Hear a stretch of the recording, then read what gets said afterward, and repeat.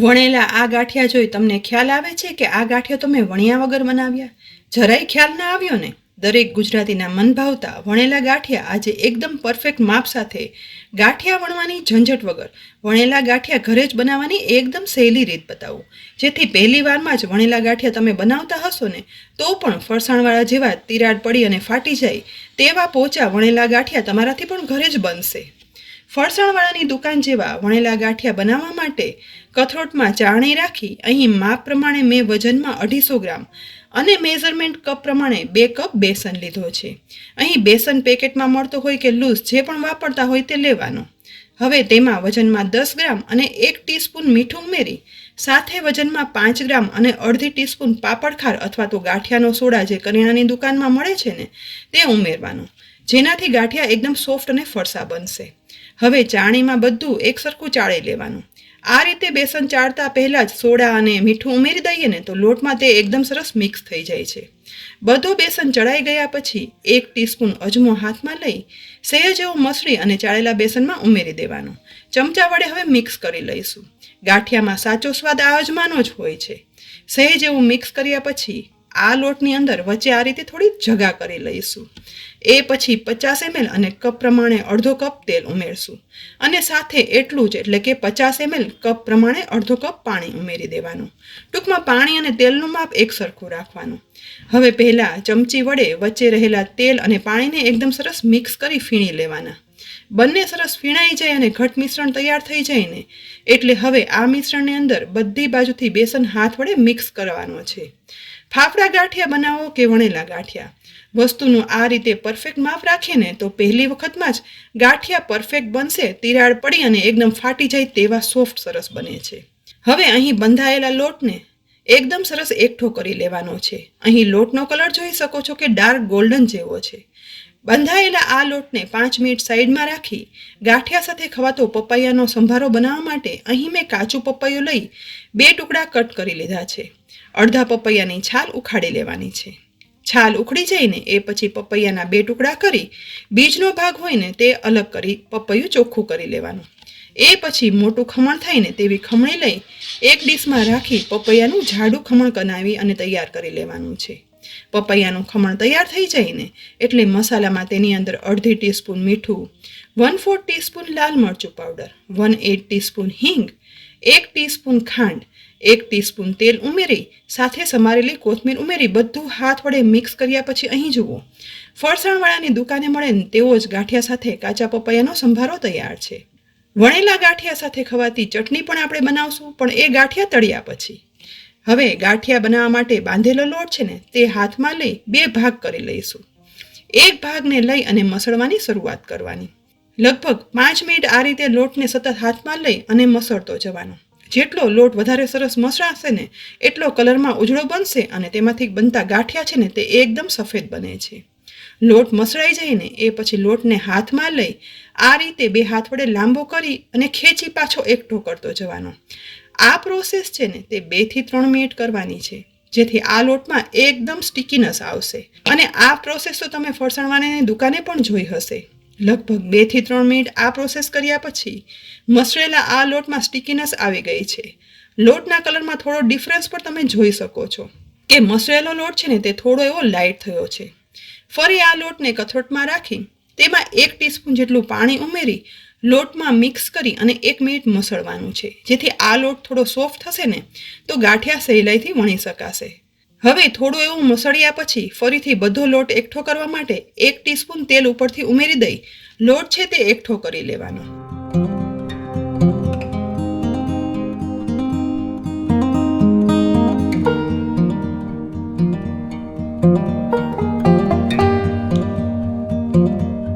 અને હવે તમે 2 લોટ વચ્ચેના કલરનો ડિફરન્સ પણ જુઓ. મસળેલો લોટ છે ને તે એકદમ લાઇટ કલરનો થઈ ગયો છે અને ગાંઠિયા બનાવવા માટે પરફેક્ટ છે.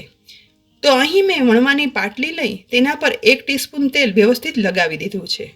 એ પછી મસળેલો ગાંઠિયાનો લોટ છે ને તેને લઈ લઈશું. આટલા લોટની અંદર 1 ટીસ્પૂન અધકચરા વાટેલા મરી ઉમેરી દઈએ. લોટમાં મસળી અને મિક્સ કરશું. મરી ઉમેરવાથી જ ગાંઠિયાનો ઓરિજિનલ સ્વાદ આવશે અને આમ પણ મરી વગર તો ગાંઠિયા અધૂરા કહેવાય.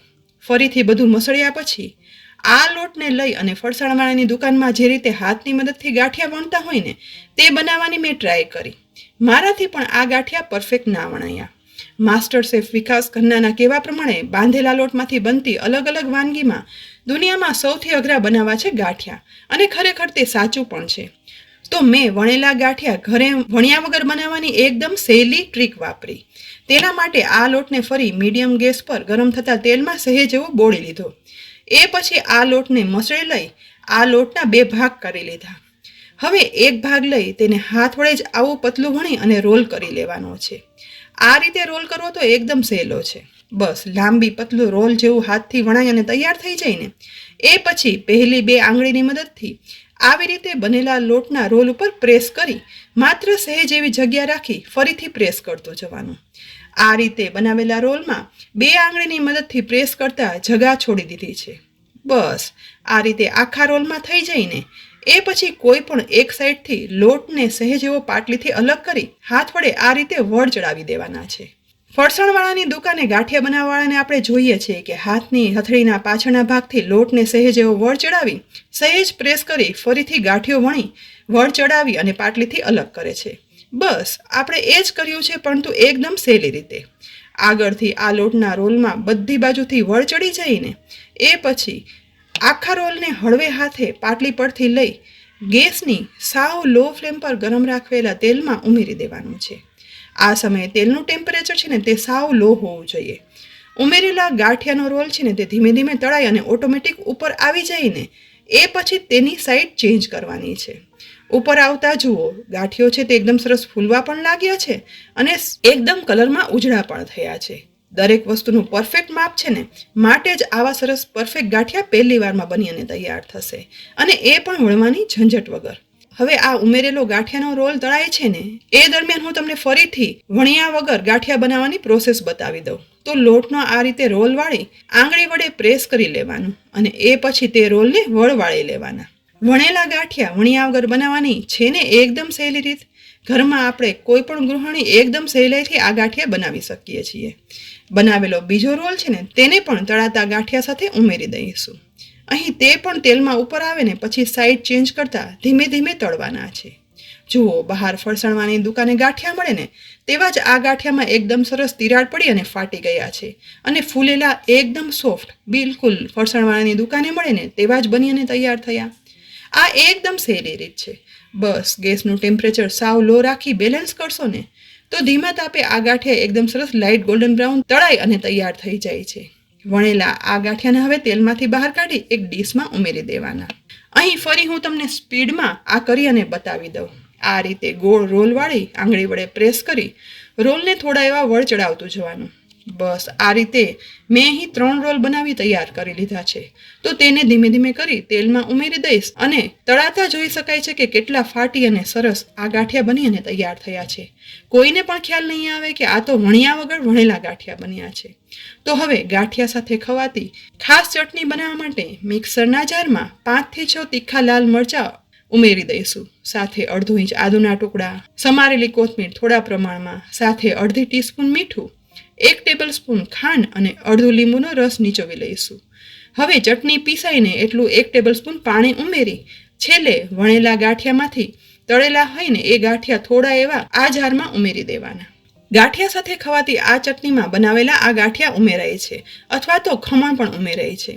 અહીં હવે જારનું ઢાંકણ ઢાંકી પીસ્યા પછી જોઈ શકાય છે કે બહાર ગાંઠિયા સાથે મળે ને તેવી ખવાતી આ ચટણી તૈયાર છે. તો તેને એક બાઉલમાં કાઢી લેવાની.